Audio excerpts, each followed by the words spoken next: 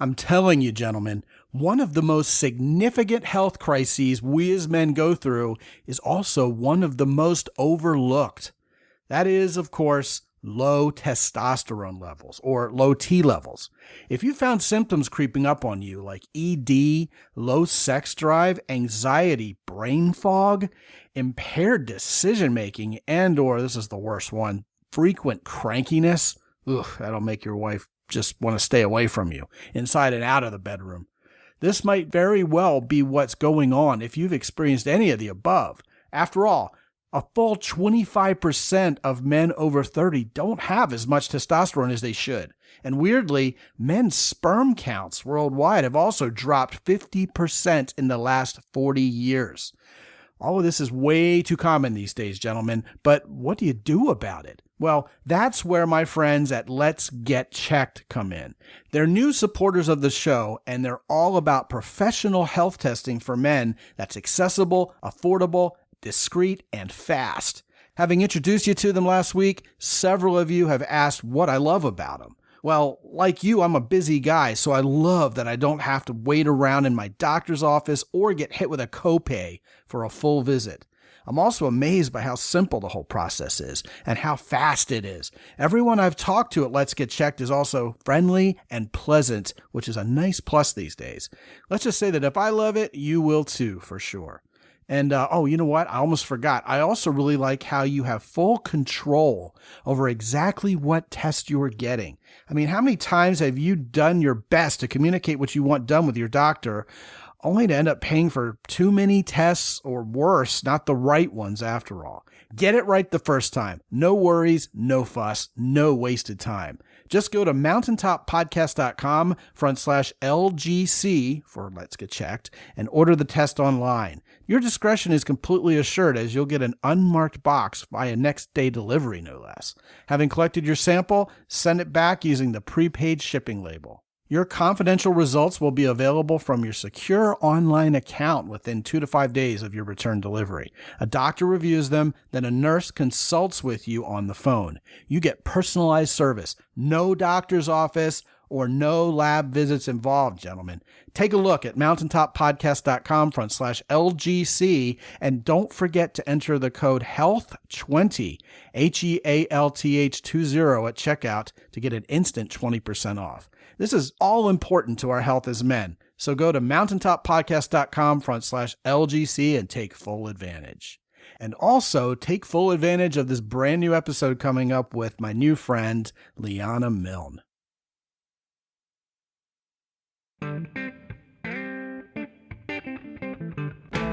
Live from the mist-enshrouded mountaintop fortress that is X and Y Communications headquarters, you're listening to the world-famous Mountaintop Podcast. And now, here's your host, Scott McKay.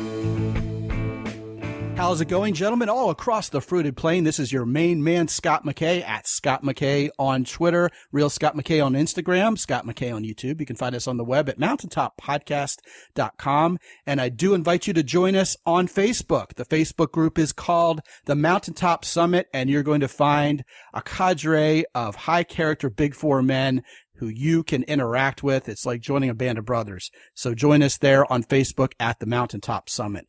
Today, gentlemen, we're going to dig into the depths of your childhood, looking for ways you can become a better man today. And that's the way I'm choosing to word it, because my guest, the lovely and talented Riana Milne from the New York City area, is with us today to talk about how your childhood is affecting your manhood. And on the surface, that sounds like a dark topic, and, you know, we might get spanked a little in talking about it, and or possibly unearth some things that are unpleasant to talk about. But hey, you know what? Such is good for one's soul sometimes. And so with that, I introduce you to Riana Milne. Welcome, Riana. Hi, how are you, Scott? Hello, my band of brothers. Yeah. Hey, every band of brothers needs some sisters. That's right. Yeah. Very close to my brothers growing up, so I like the guys. Yes, and your last name is Milne, M-I-L-N-E. Correct. And I found out, chit-chatting with you ahead of time, that your great-great-grandfather was none other than A.A. Milne. Yes, a writer in every generation. Yeah, and descendant from the author of Winnie the Pooh. Mm-hmm. Has been a steady stream of authors to the present day. Yes.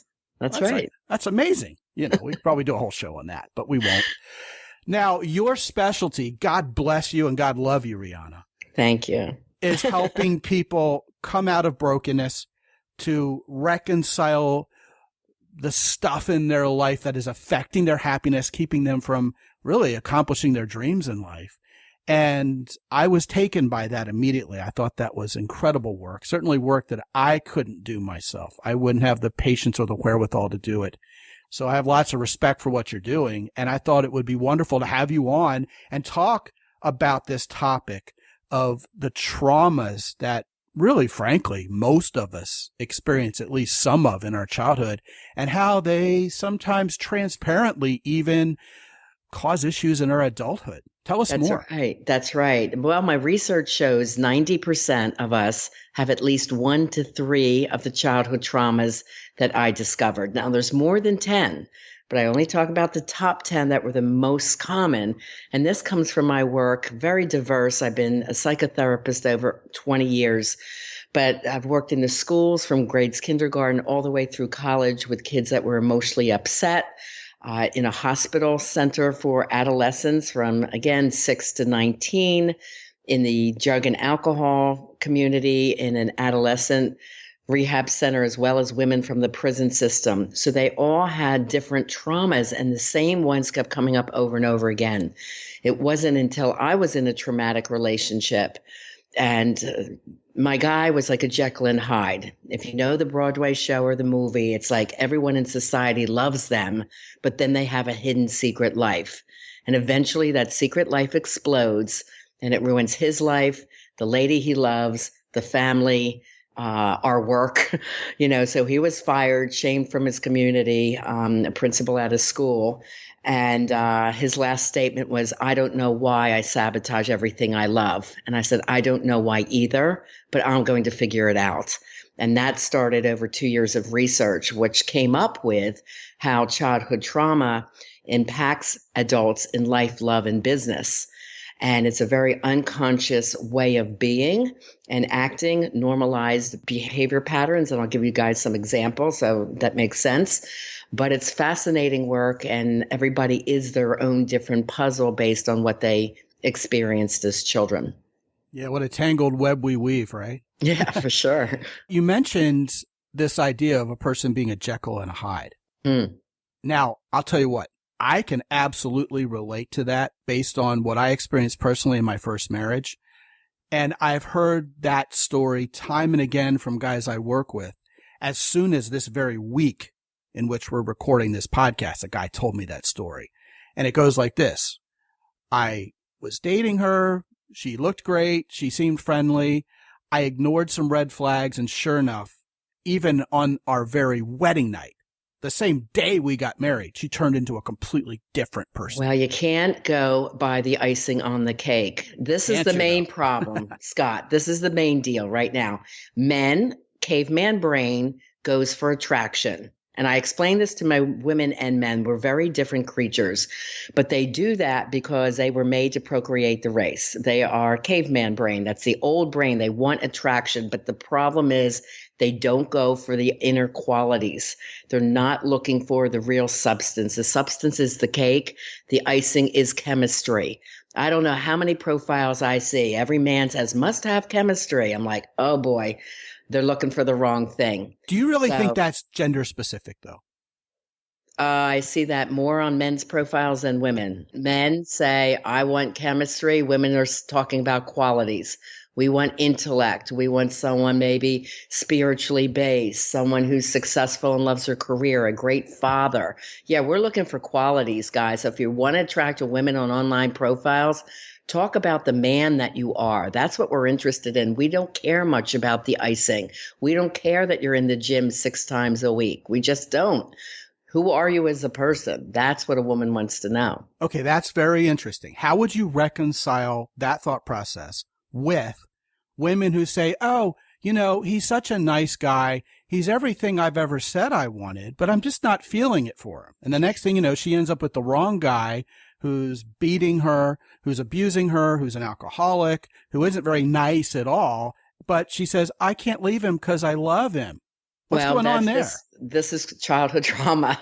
That's exactly what it is. I was expecting you to She's say that. attracting to her life something that her psyche wants from the past, which is the toxic personality type. And childhood trauma has no prejudice. This works for men, women, straight LGBT population, and early, younger people and older people. So people start showing the patterns around 18, and I've had my oldest client as old as 74.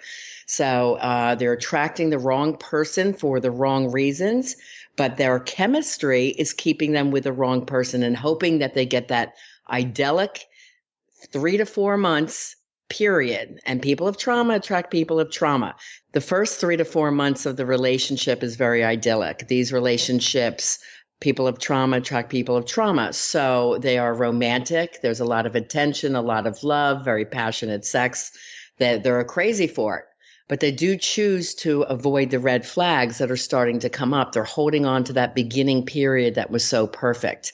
And the research shows these patterns that are dysfunctional and toxic show up from month 4 to the first year, or as soon as something gets more serious. So living together, getting engaged, getting married, or having a child.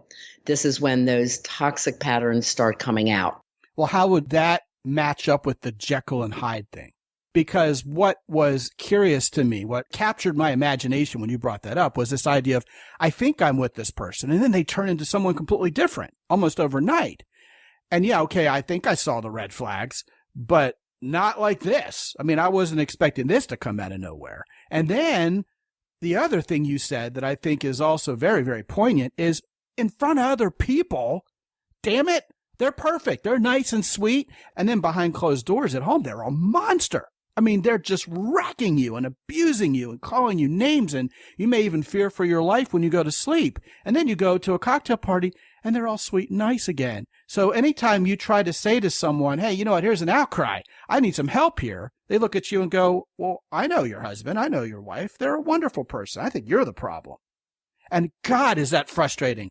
Yeah, that becomes the issue. Yeah. Yes. Yeah. And very often these people are sociopaths. A quick definition for that is they use people for pleasure or profit. Number one, and men do this equally as women. Sure. So you'll have to be careful. When I was doing my research, 1 in 25 were sociopathic. Now the numbers are 6 to 7 out of 25 are sociopathic. What happened there socially? Well, the childhood traumas. Do you want me to go into those? Sure. But how come we have 6 or 7 instead of 1 out of 25 now? What happened recently? Oh, in the family structure? Well, the families aren't together. They're growing up with heavily working parents. There's a lot of toxic family dynamics.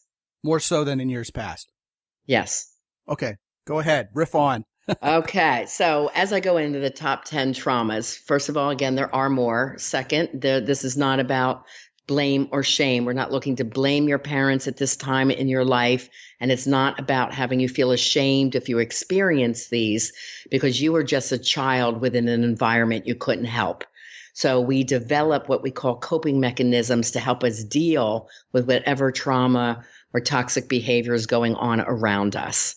So I just want to preface it with that. If anybody wants to take this test along with me, then make 3 columns on a piece of paper. The first column you put me, meaning yourself.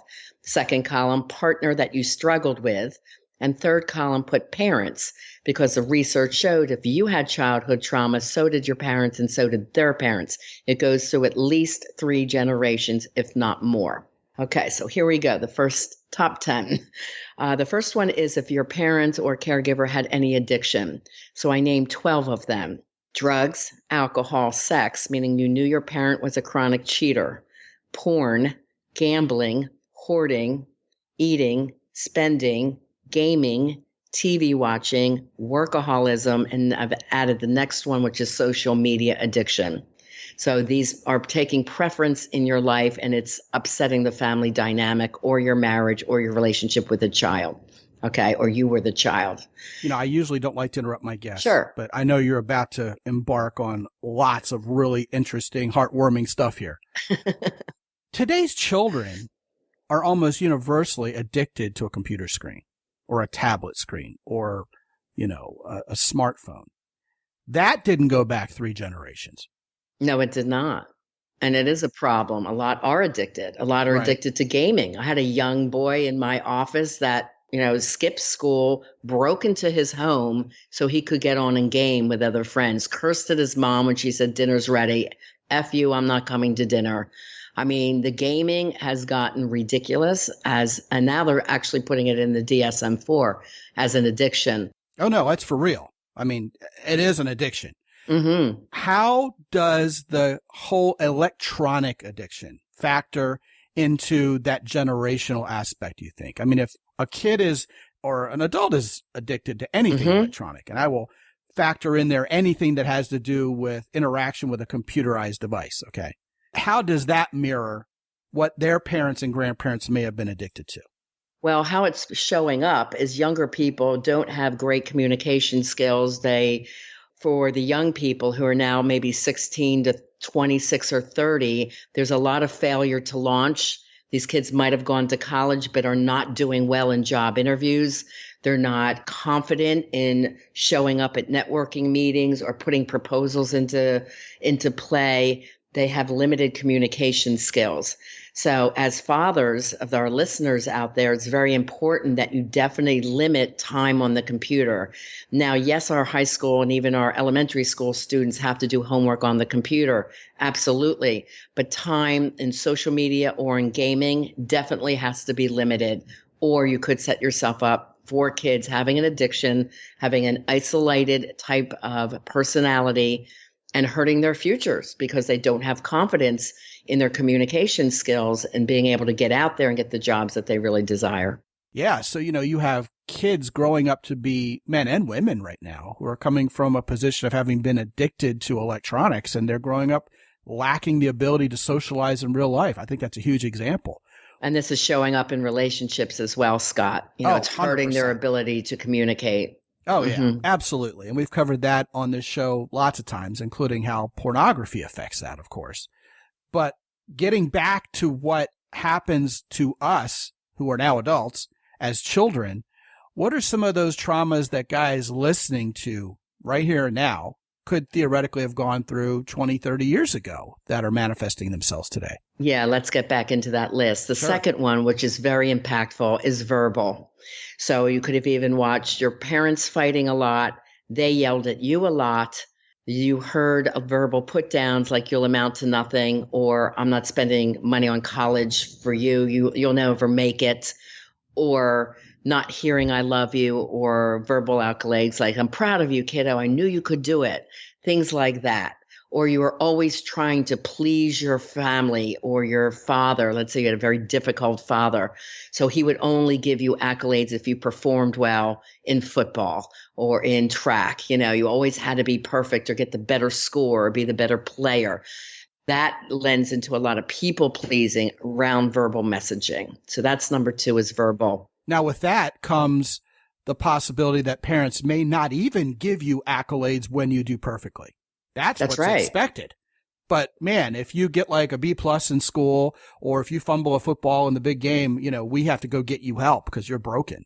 That's right. And that does absolutely manifest itself as, low self-esteem, the not people feeling good pleasing, enough. right? Yeah. The people pleasing behavior. Perfectionism. Sure. You bet. Needing to be perfect. Yes, absolutely. And you also have fathers who never say, I'm sorry. That's right. So everything the parents were doing, the kid is feeling compelled by those parents to feel like, hey, you know what? That was the right thing to do. Even if it seemed wrong or truly screwed up, because the kid never heard, I'm sorry, that was kind of perceived as what's supposed to be normal or right. Yeah. Kids that don't hear, I'm sorry, or the father apologizing usually grow up to be passive aggressive men, and they never apologize. And one of the characteristics of sociopath is they'll do what they want without never apologizing. Oh, you bet. And that's alcoholic behavior too. A lot of addictions. Yes. Yes. They will justify their behavior and never apologize. And if ever challenged, will run roughshod over the accuser. There's a lot of blaming in people with unhealed trauma. I'll get into those characteristics later. Okay. Let's move on to number 3. You're the expert here. Go ahead. I got to get through 10 of these. You ready? Right, Number 3 is emotional abuse. So, and neglect, anything around that. Number 4 is any sexual abuse, rape, molestation. And there was a lot more of that going on in boys that has ever come out to light, unfortunately. You bet. 1 in 3 girls are abused, and I think it's 1 in 4 boys were. So that has been very covert. A lot of people not talking about that. And physical abuse could have been being beat up at school as well. So these could have happened inside or outside of the home. Including being bullied, right? Correct. Well, we got that under number 7. Okay. The That's next coming one, up. yes. The next one is if you had any abandonment, and there's 2 types. There's fault and no fault abandonment. So a no fault abandonment is if a parent happens to die early, if they are going off to war to fight for their country. Believe me, I was in the schools when those kids were so upset every day. I wonder if my mom or dad is coming home. And I know you have a lot of military listeners, and I'm from a military family, so shout out to you guys and ladies, high respect there. But the kids are very nervous at school, worrying if their parents are okay. And another type of abandonment that I grew up with, my dad was like James Bond. He couldn't say that he was FBI and CIA. We didn't know. So I remember as a young girl saying, when's daddy coming home? And my mom be all pissed off. Well, I don't know where he is, and I'm thinking, why does his wife not know where he is? That's amazing. So that's how he supported the family. So that was a no fault abandonment. Okay. Now let's talk about fault abandonment. We'll talk in the men's point of view here. That's if a father never was involved with a child's life. If he was involved and then the couple broke up and then he rarely sees the child. Or there's 2 other types of emotional abandonment. So let's say there's custody weekends, but the father's watching football all weekend and the kid is on his computer all weekend and the kid's in his mind saying, why do I even have to be here? My dad doesn't even talk to me. That type of feeling. Or the father is in the home but rarely talks to the child. So that could have been an alcoholic father or workaholic father, just preoccupied or shut down emotionally, where he wasn't really involved with that young boy growing up. And sometimes parents have so much personal baggage or even mental illness associated afflictions that they're dealing with or they're contending with. It could even be stress that Maslow's hierarchy itself doesn't lend them any time or energy to devote to the children. Right. Yeah. Let's go into the next one. If you were adopted, part of foster care, or had to go live at somebody else's home. I was about to bring that up. Yeah. Mm-hmm. Trauma number 7 is the one that most people relate to, and we call it personal trauma. So this is if you ever remember feeling different as a young boy or girl. And who didn't? So you could have been an overweight child, skinny and gawky and called the nerd. You might have had a medical condition, even if it was asthma. You had the nebulizer in school and kids teased you, or you couldn't be on the sport team. You weren't one of the popular kids. You might have been coming out as a gay male and people weren't accepting you. There's so many things wrapped around trauma number 7. And the bottom line is feeling different, not fitting in, feeling unworthy. Now, before you move on, this is going really fast here. This is picking up at warp speed. I would assert that all of us had something happen in our childhood that was reasonably traumatic. I mean, the idea of a perfect childhood has got to be mythical. It's a unicorn. What's interesting, Scott, when I talk about childhood traumas, everyone says, well, my childhood was pretty normal. A couple bumps in the road, but I certainly didn't have any traumas. And then they hear these, and then they hear how this is impacting their relationships later in life. And they're like, oh my God, that's the answer. Because, it's just such an aha moment when you hear them. And we have this standing joke, the research shows everybody, 90%, have 1 to 3 of the 10 traumas. Okay. Many have more.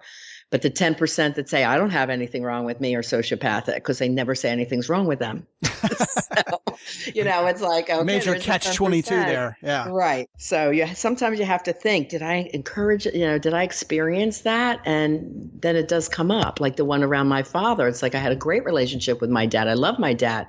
But then I remember, he wasn't home a lot. When he was, it was great, and then the abandonment piece was there. Yeah. Okay. Let's move on to number 8, which is sibling trauma. That could have been your sibling was born with a medical condition, commanding more of mom's and dad's time, or they bullied you, or most often you perceived that sibling to be the golden child. So they excelled in sports. They were more handsome or beautiful, more intelligent. You were always compared to them from your teachers or your parents. Why aren't you as smart as your brother? Those kinds of messages are around trauma number 8. The young Sheldon effect. Yes, that's right. Good. Which is my kid's favorite show, by the way. That is a great show. I love that show. Incredibly well written and well cast, by the way. Yes, it is. Yes, it is. Trauma number 9 has 2 parts. The second part was in the later list. I had to bring it down because it is so prevalent today, where when I was growing up and I'm a baby boomer, it was not, but it is so prevalent, and that is community trauma. And right now, we're going through this coronavirus as we speak, and that is a world community trauma. So everyone's being impacted by that in some way.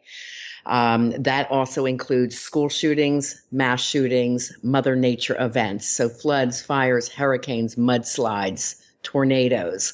So you can see how much of that is going on. Of course, this impacts adults a lot, but can you imagine the little children going through these episodes and saying, like the kids now, I can't be in school with my friends, high school graduates. Well, what kind of world do I have that I'm graduating into? I can't even have my prom or my high school graduation.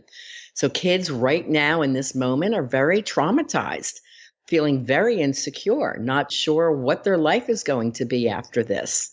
So that's a big one as far as trauma. And then the other part of number 9 is family events. So a parent could have been incarcerated. Military families have to move every 2 to 4 years. That puts the children into new homes all the time. Maybe growing up in a less economic area, you might have felt scared or afraid for your life. So that kind of thing, or hearing a lot of lack messages around money. We don't have enough money for food or to pay the bills, those kinds of things. So those are family traumas. And then number 10, the last one on my top 10 list, is if your mom or dad had any mental health illness. And the 2 most difficult to live with is bipolar and borderline. So I'll briefly describe that for the listeners. Borderline is fast trigger anger. They get angry at something nobody else would. One moment they're great, and the next moment they're horrid. And you never know as a kid what you're going to get. That leaves a kid in a very highly anxious state. Well, BPD people also have a tendency to want to destroy anything prosperous, to create drama.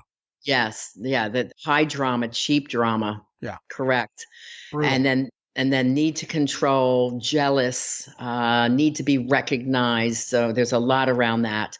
And bipolar is manic depressive. So a manic phase could be a gambling spree, a spending spree, an eating binge, gaming for days at a time. That's manic phase. Depression can come out as anger, emotionally checking out, or extreme fatigue.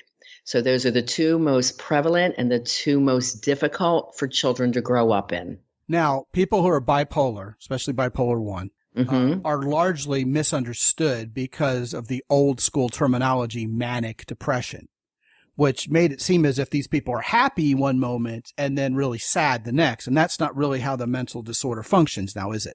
That's right. That's why I say manic phase is doing something intensely over a period of time. Versus lack thereof. Yes. Yeah. Important distinction there.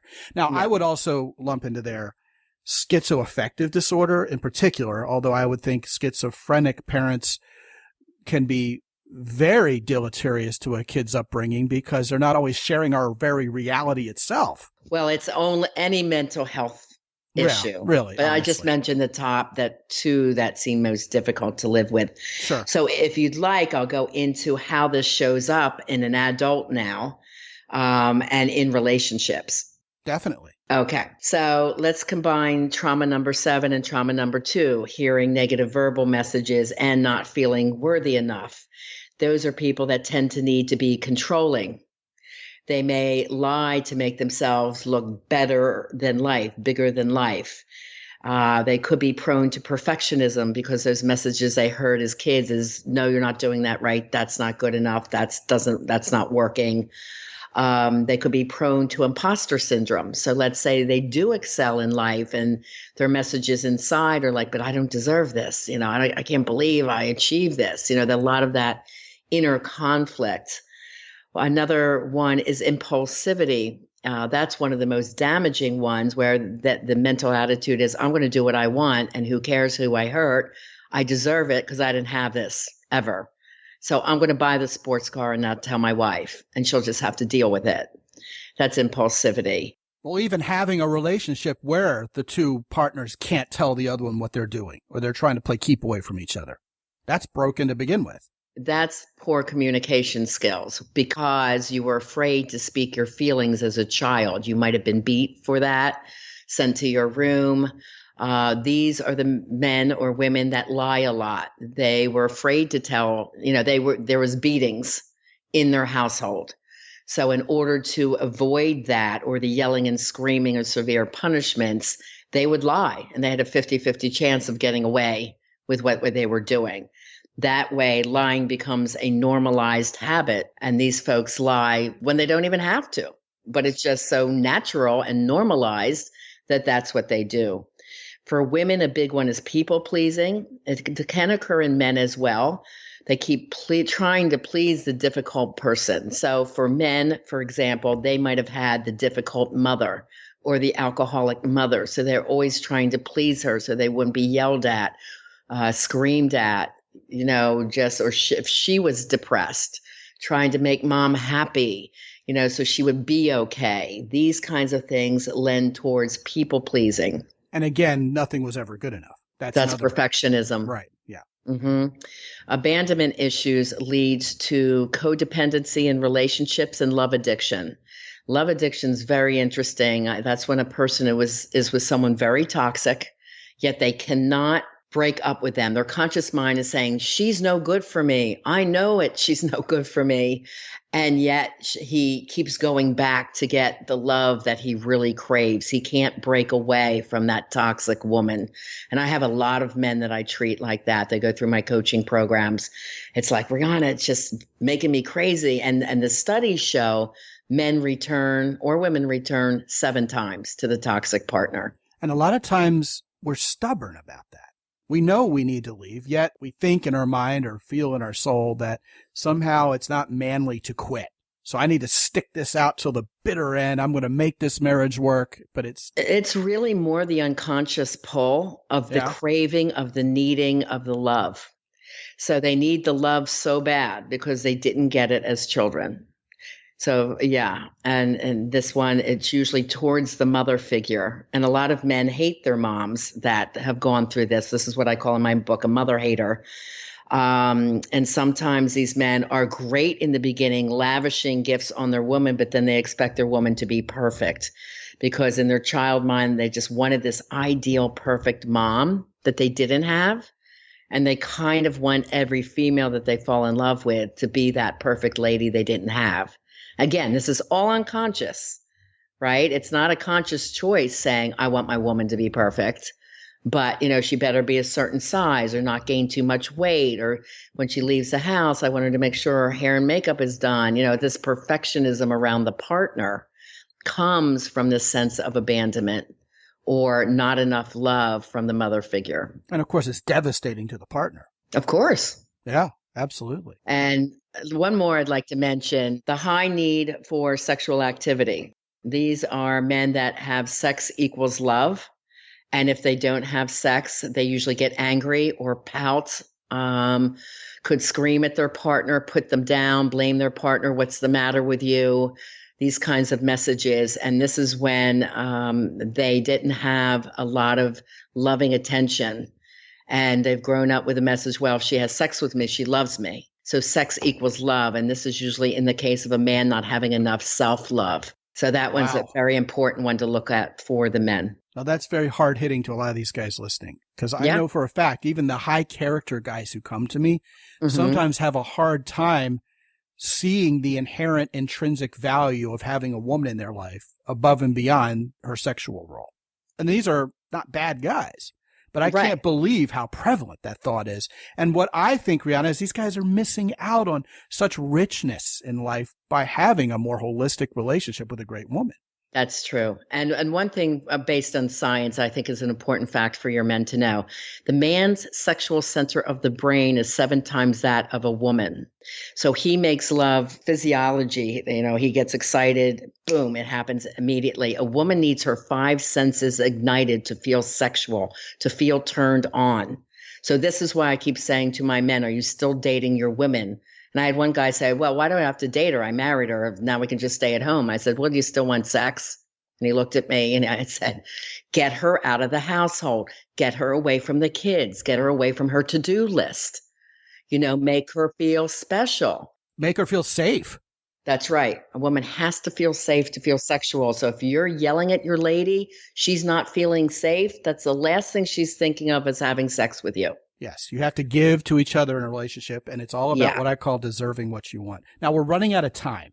I know. We could talk hours, huh? I have to ask, exactly. This is, more than hours. I mean, decades of research go into this stuff. Yeah.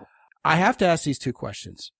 It seemed to me there were possibly 2 items conspicuous by their absence from your list of 10, and you said there were more. So I'm not by any means saying you've overlooked them or forgotten about them, but I want you to address them briefly. The first one is socioeconomic trauma.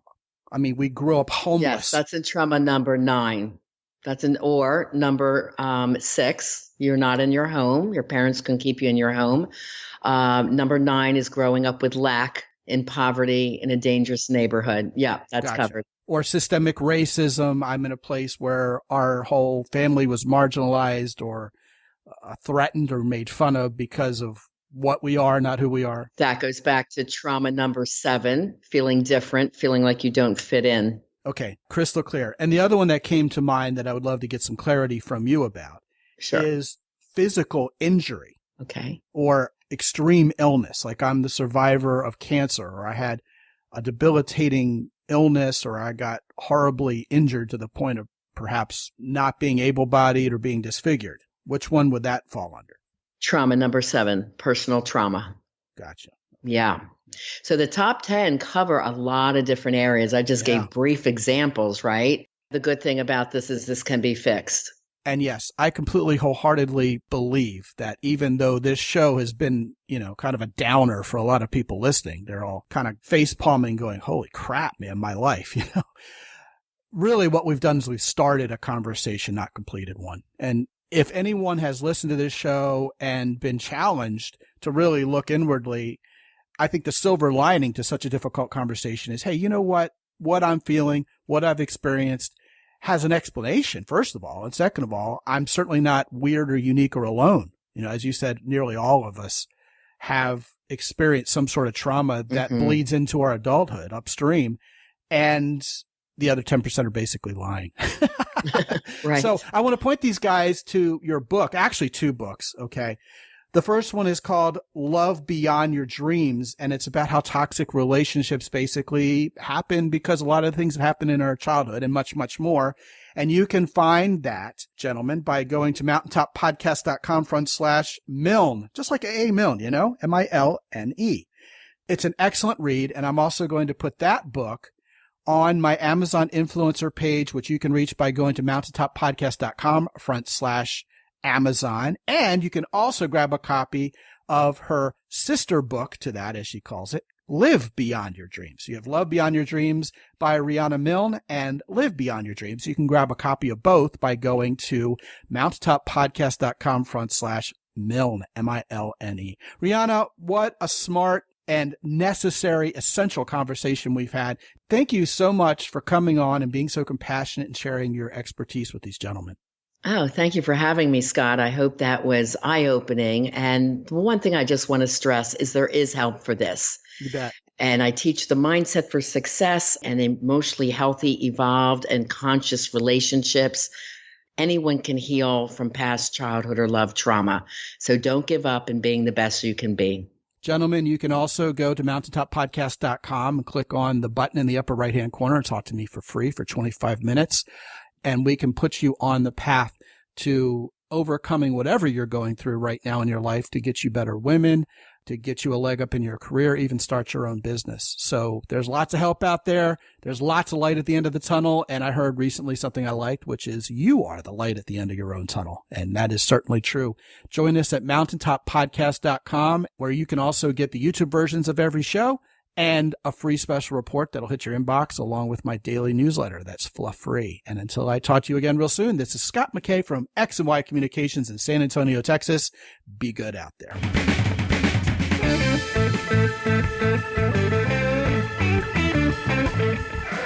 The Mountaintop Podcast is produced by X and Y Communications. All rights reserved worldwide. Be sure to visit www.mountaintoppodcast.com for show notes. And while you're there, sign up for the free X and Y Communications newsletter for men. This is Ed Roy Odom speaking for the Mountaintop Podcast.